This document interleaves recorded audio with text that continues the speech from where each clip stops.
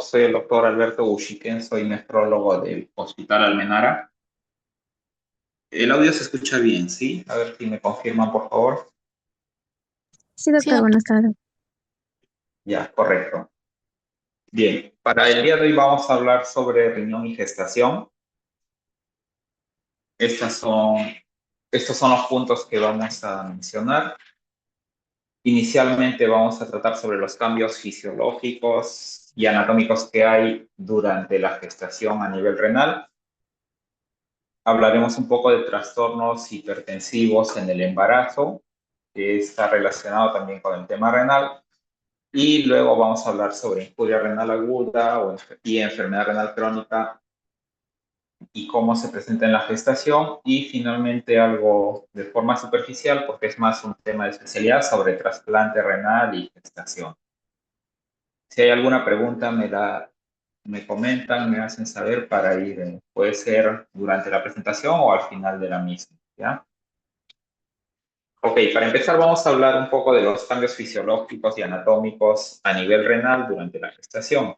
Entonces, anatómicamente durante la gestación va a haber un incremento en el tamaño, más o menos 1 centímetro en la longitud mayor a nivel renal, y también va a haber una mayor dilatación a nivel del sistema colector, lo cual se va a ver más marcado a nivel del lado derecho que a nivel del riñón del lado izquierdo. Y funcionalmente vamos a tener algunas variaciones en las diferentes funciones, tanto a nivel glomerular, a nivel tubular y en el balance electrolítico. Entonces, hay mayor vasodilatación, hay un incremento en el flujo plasmático renal y también por ello en la tasa de filtración glomerular. Va a haber algunas alteraciones en cuanto a reabsorción tubular de proteínas, glucosa, aminoácidos, y eso se va a ver reflejado también cuando uno hace la evaluación de los exámenes de orina como proteinuria o pérdida de algunas otras sustancias a nivel renal. Entonces acá tenemos una tabla donde se hace un resumen de qué variables están incrementadas y qué variables están en disminución. Hay que tener en cuenta acá lo que sí se ve el puntero, ¿verdad? Lo que de forma importante vemos o evaluamos en la parte de nefrología, por ejemplo, que se ve cuantitativamente la excreción de proteínas en orina o la proteinuria en orina de 24 horas. De lo que habitualmente se excreta o se pierde un rango de 60 a 90 miligramos por día. Acá sabemos si tenemos claro que lo normal de proteinuria en orina de 24 horas es hasta 150 miligramos en 24 horas. Pero durante la gestación hay un incremento en la excreción de proteínas, llegando hasta 180, 250 y consideramos como normal para una mujer gestante hasta 300 miligramos en 24 horas. Ya eso hay que tener claro. A veces es pregunta de examen. Y hay también incremento en volumen sanguíneo, en gasto cardíaco, en algunas sustancias vasodilatadoras como el óxido nítrico, relaxina. Hay un incremento en la tasa de filtración glomerular del 50%. Y por la contraparte, hay una disminución en cuanto a resistencia vascular sistémica. Hay una reducción, lo más frecuente es que hay una reducción en la presión arterial sistémica. Y la creatinina, que es otra cosa que también vemos en los exámenes, de lo que habitualmente está en rangos entre 0,7 hasta 1,1, está entre 0,4, 0,5 a 0,6 miligramos por decilitro. Es decir, está más baja que lo habitual.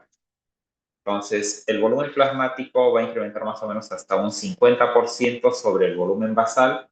La presión arterial, a diferencia de lo que uno piensa que durante el embarazo incrementa la presión arterial, lo habitual es que disminuya, más o menos 10 milímetros de mercurio por debajo del nivel pregestacional, y esto se va a ver más marcado hacia el segundo trimestre. Y posteriormente va a ir normalizándose, incrementando hasta los niveles pregestacionales hacia el final del embarazo. El gasto cardíaco también se incrementa en un 30-50%. Esto va igual de la mano con el volumen plasmático, el flujo renal que también se incrementan, ¿no? Y al tener un flujo sanguíneo renal incrementado, eso también va a conllevar a un incremento en la tasa de filtración glomerular. Habíamos dicho hasta cerca de un 50% sobre la tasa de filtración basal, pudiendo llegar hasta 150 a 200 mililitros por minuto de tasa de filtración. Entonces, a nivel hematológico, a nivel bioquímico, vamos a encontrar también otras variaciones. La hemoglobina durante el embarazo tiende a disminuir, más o menos alrededor de 2 puntos, y esto también está explicado por el incremento del volumen plasmático. Hay una hemodilución, en cierto modo, fisiológica, ¿no? Entonces, la tasa de creatinina, ácido úrico, también van a disminuir. Y eso hay que tener en cuenta porque cuando uno evalúa una paciente gestante, los valores de laboratorio no son o no se evalúan con el corte habitual, sino que hay que tener en cuenta estos parámetros que son debido a cambios fisiológicos esperables durante la gestación. En esta gráfica vemos cómo es la variación a lo largo de toda la etapa de la gestación y también en las últimas semanas, en las semanas posteriores al parto, que es la etapa del puerperio. Entonces tenemos la tasa de filtración glomerular, el flujo plasmático renal y la fracción de filtración. Como vemos, casi todas llegan al nivel más alto alrededor de la mitad del embarazo, que es en la semana 20. Y a partir de ese momento, algunas se mantienen durante la segunda mitad del embarazo y luego van a ir descendiendo hasta alcanzar los niveles pregestacionales que debería ser alrededor de la semana 6 a 8 del puerperio, ¿no? Hacia la sexta, octava semana después de haber dado a luz o de haber culminado el embarazo. Bien, ahora vamos a hablar un poco más sobre ya las patologías que vamos a ver en el embarazo y que en cierto modo interrelacionan el sistema renal. Primero vamos a hablar sobre trastornos hipertensivos inducidos por el embarazo. Esto es importante porque acá hay algunas patologías que comprometen el sistema renal, comprometen la función renal, a veces de forma transitoria y a veces con un compromiso tan severo que queda de forma crónica. Entonces, los trastornos inducidos por el embarazo lo van a ver también más adelante cuando lleven obstetricia. Ese es un capítulo, incluso cada uno de esos temas va a ser tema de una presentación por separado, porque es un capítulo extenso de la parte de obstetricia. Entonces, los trastornos hipertensivos inducidos por el embarazo se presentan más o menos en un 6 a un 8% de los embarazos. Y acá hay que tener en cuenta que diferenciar de la hipertensión arterial crónica. La hipertensión arterial crónica se cataloga como cifras de presión arterial sistólica mayores a 140, mayores o igual a 140, y diastólica mayor o igual a 90 milímetros de mercurio. Pero acá hay que tener en cuenta este parámetro de la temporalidad, el momento en cual se mide, ¿no? Entonces, si estas cifras de presión se encuentran elevadas antes de las 20 semanas, eso se cataloga como una hipertensión arterial crónica. Entonces, en muchos casos uno no se controla o una persona no sabe cuánto es su valor de presión arterial habitual. A veces puede tener un cuadro de hipertensión arterial, pero eso rara vez da molestias. Recién las molestias se presentan cuando está en las etapas con bastante alteración o cuando hace una crisis o una urgencia hipertensiva. Entonces, es frecuente que encontremos personas que tienen presión arterial elevada y asintomáticas. Por eso es que justo como parte de los controles del embarazo se mide la presión arterial en cada control y si es que encontramos que estas cifras están elevadas antes de las 20 semanas, eso se cataloga como una hipertensión arterial crónica. La hipertensión arterial gestacional o propiamente inducida por el embarazo se define como aquella que se presenta a partir de las 20 semanas o donde no hubo historia de hipertensión arterial preexistente. Entonces, si se dan cuenta, el tiempo de las 20 semanas, que es la mitad del embarazo, es un punto de corte importante para estas definiciones. Igual acá para preeclampsia, cifras de presión arterial mayor de 140 sobre 90 y que aparecen después de las 20 semanas, además asociado a la presencia de proteinuria. Si es que no hubiera proteinuria, hay otros signos clínicos de severidad que también hacen el diagnóstico de preeclampsia cuando tenemos cifras de presión arterial elevada. ¿Cuáles son esos signos de severidad que son diagnósticos de preeclampsia. El primero hemos dicho la proteinuria, más de 300 miligramos por día, que es el corte para el embarazo. Y si es que no hubiera proteinuria, cualquiera de estos hallazgos, ¿no? Una disminución de plaquetas por debajo de 100.000, un incremento de la creatinina en más de 1.1 o que duplica el nivel habitual, habiendo descartado otra causa de esta alteración renal. Un incremento a nivel de transaminasas hepáticas por encima de 2 veces el límite superior normal.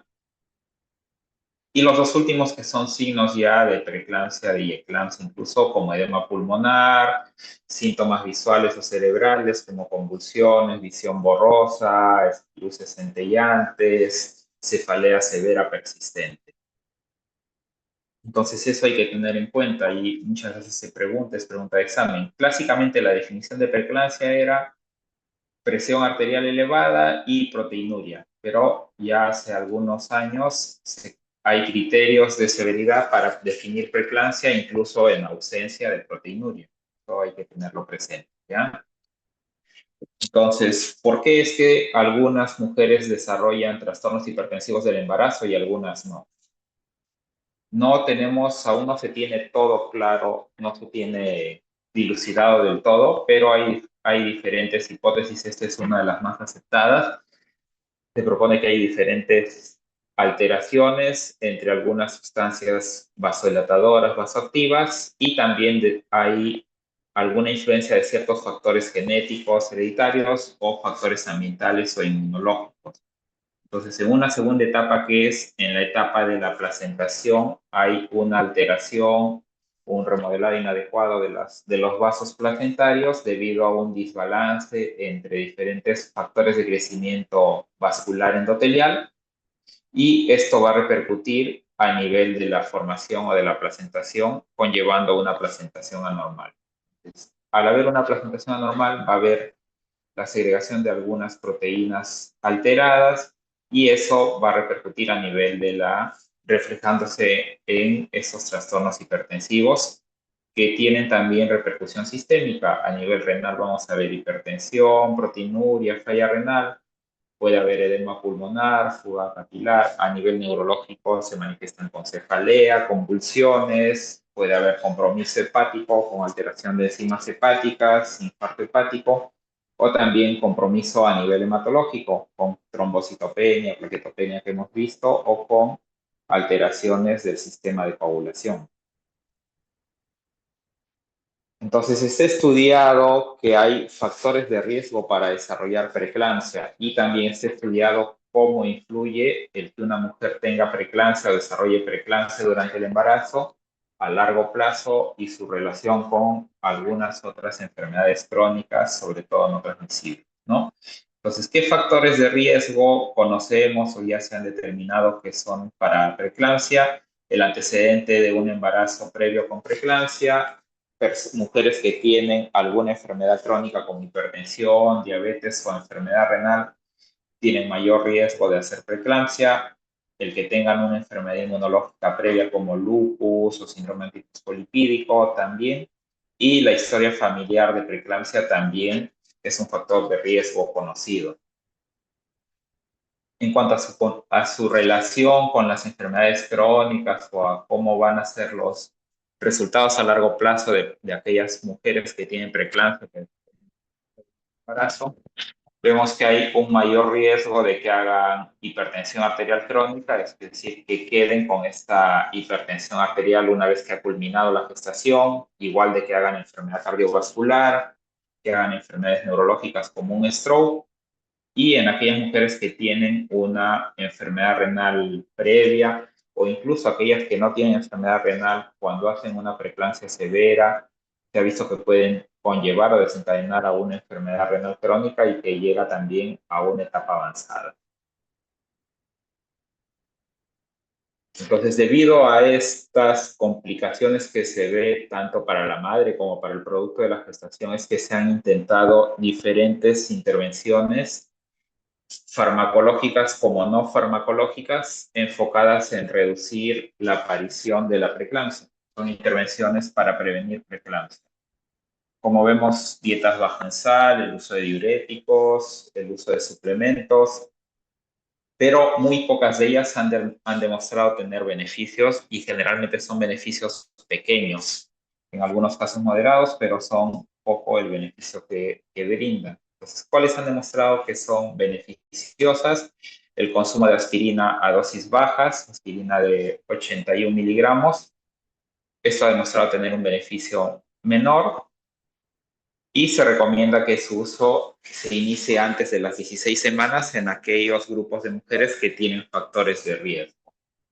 Ya hemos visto los factores de riesgo: preeclampsia previa, antecedentes familiares o enfermedades crónicas como diabetes, hipertensión o enfermedad renal. El uso o la suplementación con calcio también está recomendado porque se ha encontrado que tiene un efecto entre pequeño a moderado. Sobre todo se ve este beneficio en aquellas mujeres que tienen una baja ingesta dietética de calcio, ¿no? Y las otras intervenciones no han demostrado tener un beneficio, y como ven son estudios realizados, la mayoría de ellos con poblaciones grandes, 15.000, 7.000, ¿no?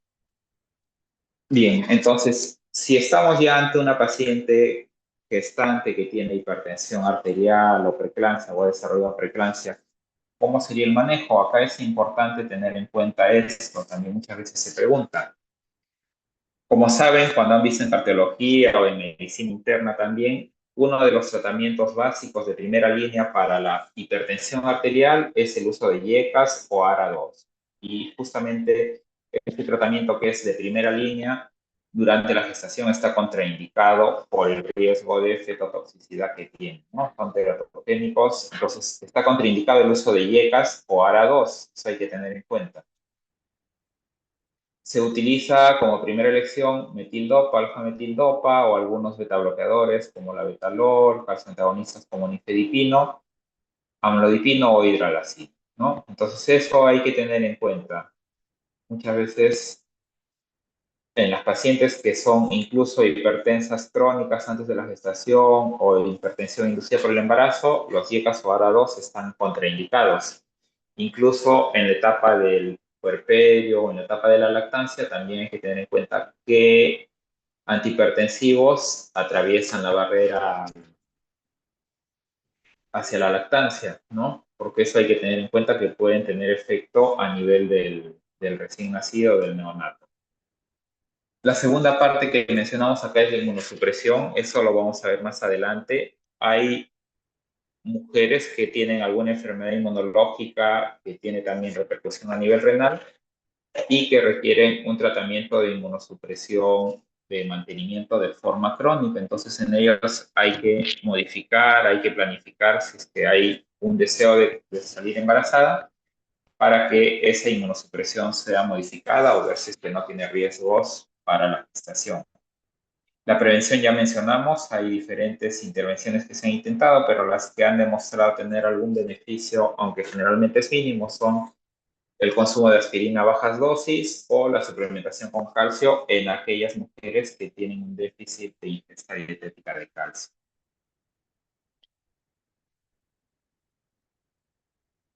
Bien, no sé si hay alguna pregunta de esa primera parte. Eso, cuando hagan obstetricia, lo van a ver con mucho más detalle, cada uno de los temas, cada una de las que se han mencionado.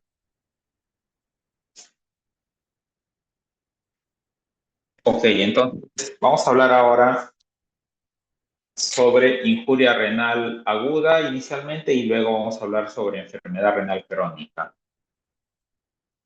En este gráfico tenemos,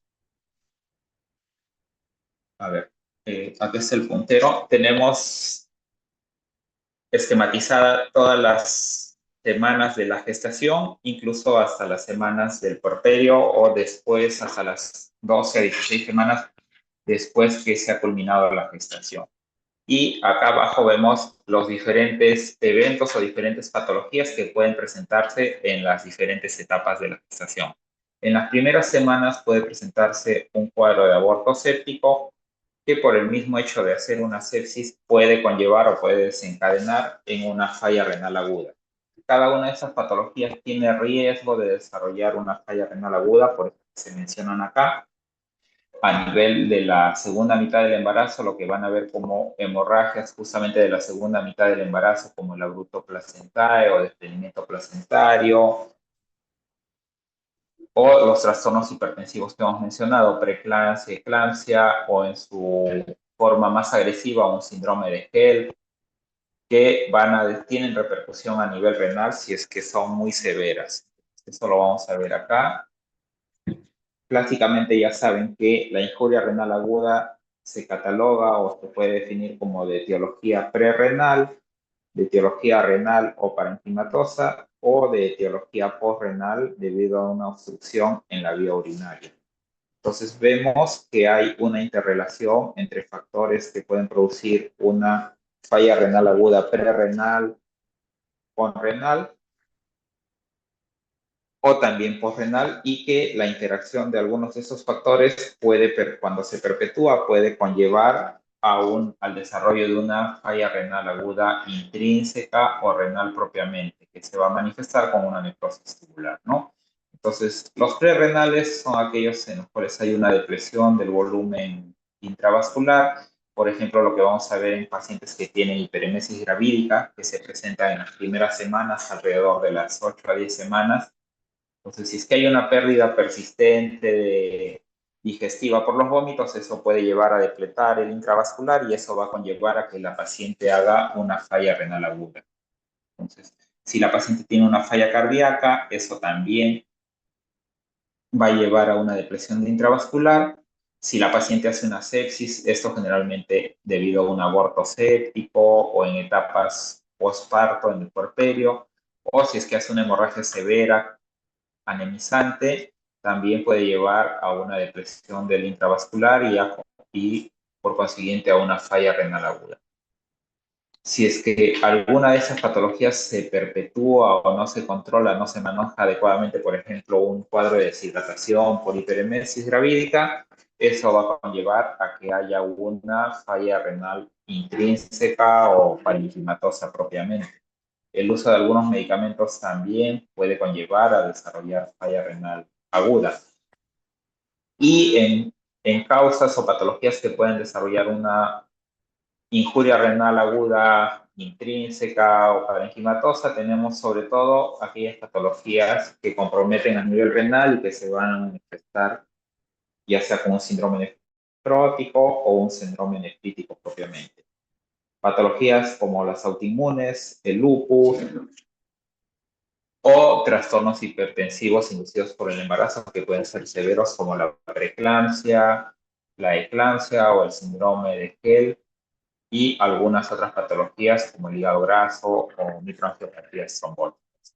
Entonces, a nivel postrenal, a veces por compresión uterina, hemos visto que va a haber una dilatación que es esperable por el mismo aumento del tamaño uterino. Eso va a hacer que se desplacen un poco los riñones y eso también predispone a cierta ectasia a nivel de la vías urinarias. Puede haber también lesiones iatrogénicas durante la cesárea y eso también puede desencadenar una falla renal postrenal. Bien, en esta tabla tenemos resumido las diferentes patologías que pueden desencadenar o llevar a cabo a una falla renal aguda. Las tenemos acá arriba en la fila superior y acá en estas filas tenemos cómo se manifiestan o cuáles son los hallazgos más frecuentes en cada una de las patologías, evaluando, por ejemplo, la presión arterial, el compromiso neurológico, el compromiso renal o el compromiso hepático y cuál es el tratamiento al que debería enfocarse para tratar de solucionar o corregir este problema, ¿no? Entonces, ¿en qué momento de la gestación se presenta? Como hemos visto para los trastornos hipertensivos del embarazo, un punto cardinal ahí es el de las 20 semanas de gestación, que es a partir del cual se catalogan como trastornos hipertensivos del embarazo.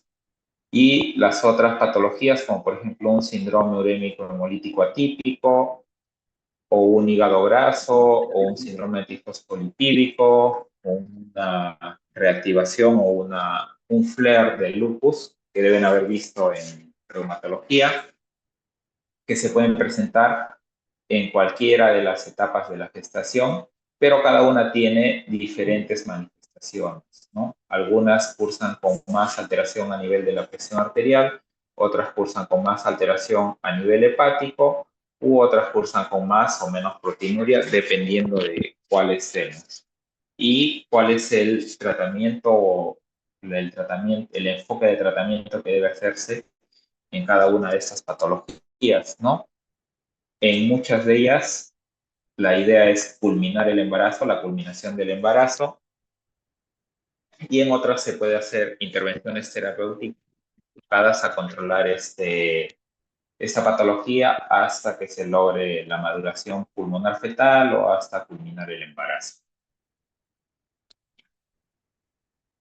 Bien, acá un acápite importante que es sobre infecciones urinarias durante la gestación.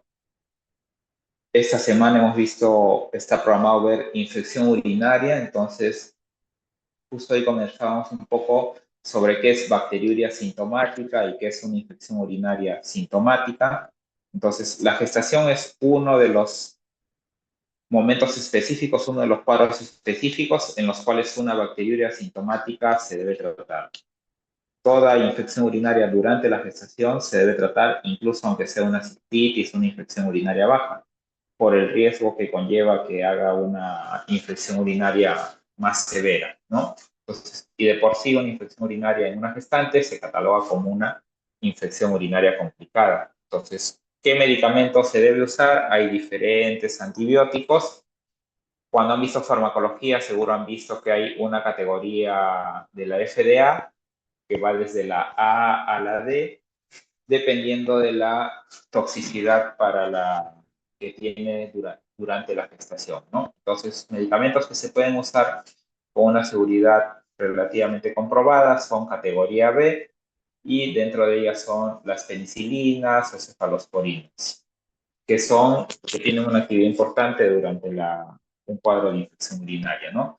Se puede usar con una seguridad y el tiempo o el curso de antibióticos que se debe dar va de 3 a 7 días cuando hablamos de una infección baja que no tiene mucha repercusión y puede ir de 7 hasta 14 días si pautamos una droga endovenosa y dependiendo de la severidad o la sintomatología y las manifestaciones con que se presentan.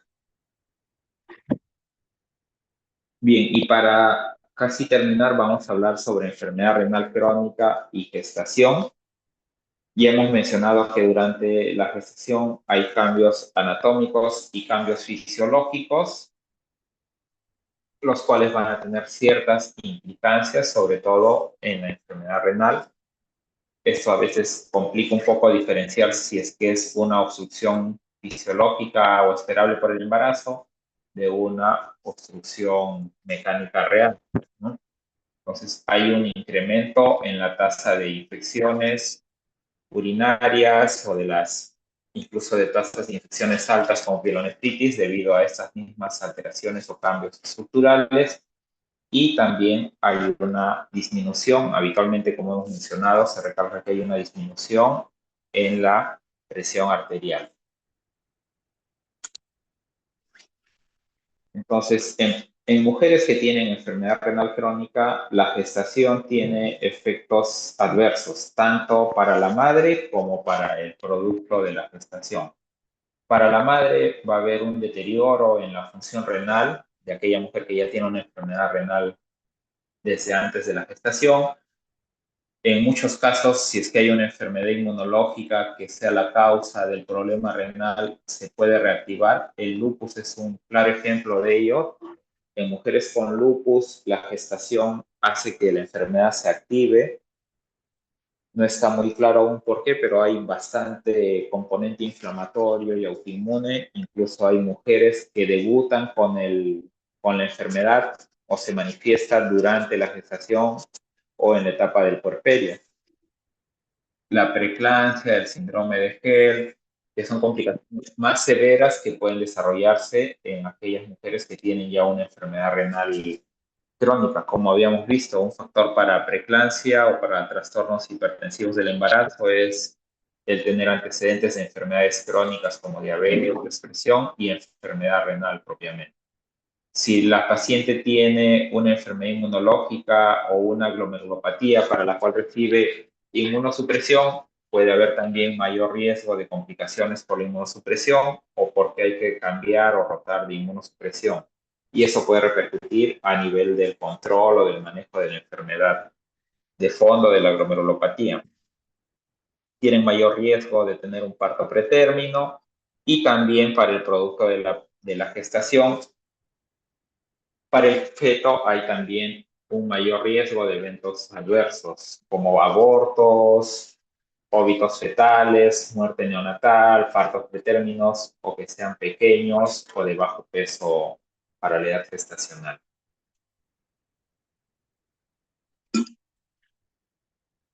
Bien, en esta tabla tenemos un estudio en el cual se comparó cómo influye o cómo se presentan las complicaciones en diferentes grupos. Tenemos acá un grupo control, un grupo que no tenía enfermedad renal, y mujeres con enfermedad renal en las diferentes etapas, desde las etapas más leves, que es el estadio 1, hasta mujeres con las etapas más severas, que son estadio 4 y 5, como ya conocen, ¿no?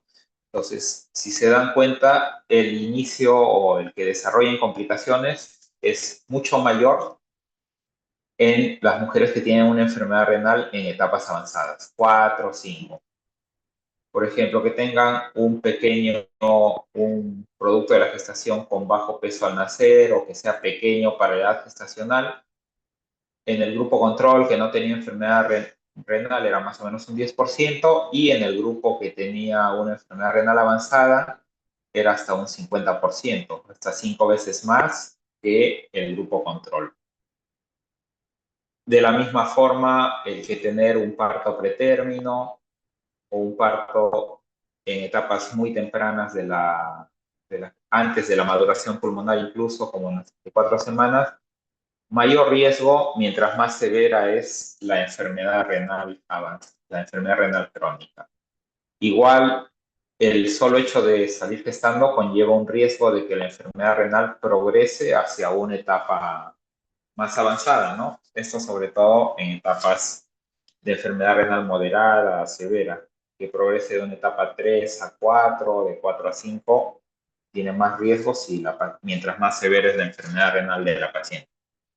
Entonces, por eso es que se recomienda que se haga un abordaje multidisciplinario en aquella mujer con enfermedad renal crónica, que va desde el soporte emocional, desde la terapia profiláctica o preventiva para evitar el desarrollo de preeclampsia, que es una complicación importante, un seguimiento fetal más estrecho, con estudios y monitoreos ecográficos en las diferentes etapas de cada trimestre, idealmente optimizar un control de la presión y manejo de las enfermedades de fondo, ¿no? Si son pacientes que tienen alguna glomerulopatía o que tienen un síndrome nefrótico, hay que tratar de adecuar las pautas de inmunosupresión y el manejo conservador antiproteinúrico.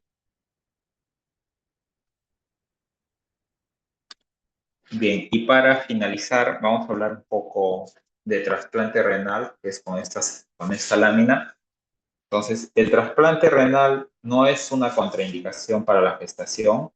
Si se quiere que la mujer que trasplantada y que quiere salir gestando tenga algunas o cumpla algunos requisitos, que tenga una función renal lo más estable posible, idealmente reflejado en una creatinina menor de 1.5, idealmente que no tenga proteinuria, o sea, que haya remitido si es que hubo alguna patología ahí en el trasplante, que no haya eventos de rechazo en el año previo o en el último año.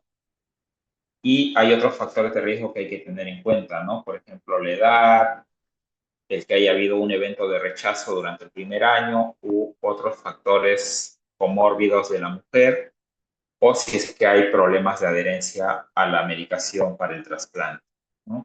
Entonces, la otra cosa bastante importante es el tratamiento inmunosupresor que recibe la mujer trasplantada. ¿Por qué? Porque justamente uno de los inmunosupresores estándar que se utiliza, que es micofenolato, tiene efectos teratogénicos. Entonces, si la mujer está deseando concebir, está buscando salir embarazada, hay que cambiar, hay que hacer un switch de esa inmunosupresión hacia un medicamento que no tenga esos efectos teratogénicos. De igual manera, hay que ver que no haya habido episodios de infecciones virales como citomegalovirus, que es una infección relativamente frecuente en pacientes trasplantados, inmunosuprimidos. ¿Por qué? Porque esta infección tiene efectos fetotóxicos. Entonces hay que tener eso controlado.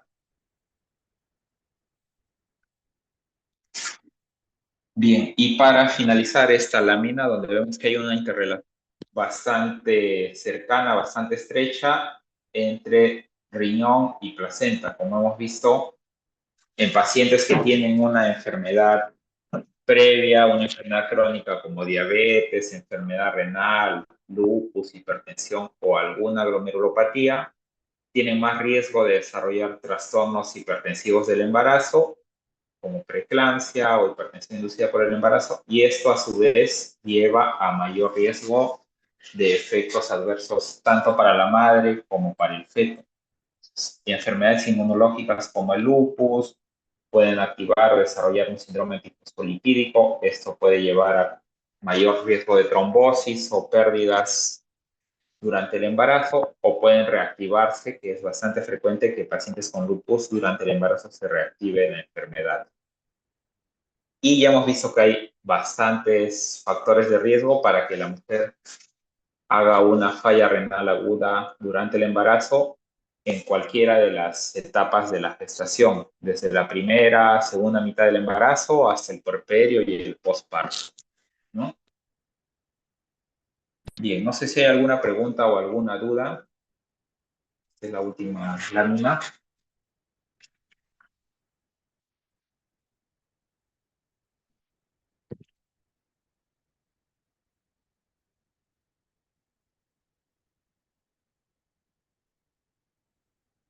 Todo claro, doctor.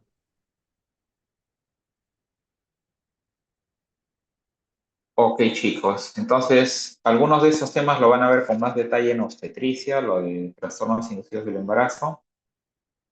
Y de los otros hay que tener claro, por ejemplo, para preeclampsia, el uso de los medicamentos antihipertensivos, porque eso también tiene importancia a nivel del manejo y también de los riesgos durante la gestación.